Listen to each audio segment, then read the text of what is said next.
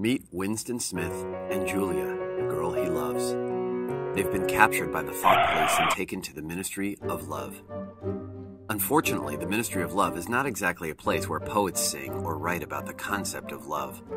Here, Shakespeare's Sonnet 18 would have been more like, "Shall I compare Big Brother to a summer's day?" Doesn't quite have the same ring to it, does it? But the Ministry of Love does more than just mutilate classic love poems. It is also the Manhattan of torture and re-education for citizens of Oceania. After many months of torture, O'Brien, a thought police baddie, brings Winston to room 101 for the final stage of re-education. It's where Winston's deepest, darkest fears will be used against him to force his loyalty to Big Brother. Oh, rats. Yeah, Winston's biggest fear is rats. And O'Brien is going to put a cage of ravenous rats over Winston's face. Not a great facial. Okay, for dramatic effect, once again, O'Brien is going to put a cage of ravenous rats over Winston's face. So Winston, instead of facing the rats, chickens out and does whatever he can to escape the torture. He cries, "Do it to Julia." Ouch. Guess he'll be sleeping on the couch tonight. But can you blame him? O'Brien says the rats are going to eat his face. So the question is, what part of Winston dies when he cries, "Do it to Julia"? Well, one worthy consideration is that Winston has lost his heart. He is no longer capable of loving anyone other than Big Brother because O'Brien has tortured it out of him. Big Bro had been watching Winston and Julia throughout the run of their rebellion, yet they weren't captured until they declared openly their love for each other. And the moment they allowed themselves to feel, the first thing they feel is crappy.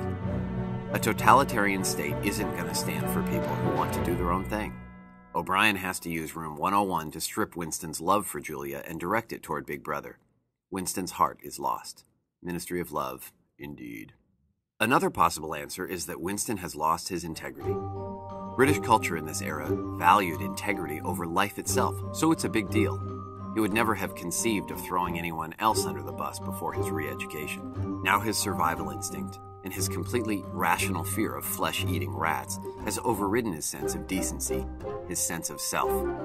As O'Brien brings the rats closer to Winston's face, Winston realizes he has to sacrifice somebody else to save himself. He has to place another person between himself and the rats. That person can only be Julia. See you later, integrity. It was nice knowing you. Is there any hope left for Winston? A third possibility is that Winston has lost his mind. Until he was re-educated, he could escape Big Brother and control his own thoughts. Remember the journal where he wrote his private feelings? He's not writing in that thing anymore. He spends his time drinking gin, playing chess, working in a subcommittee of subcommittees, and loving Big Brother.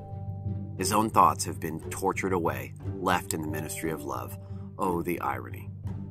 He knows that if Big Brother says 2 + 2 = 5, it's the truth, the whole truth, and nothing but the truth, and not just bad math.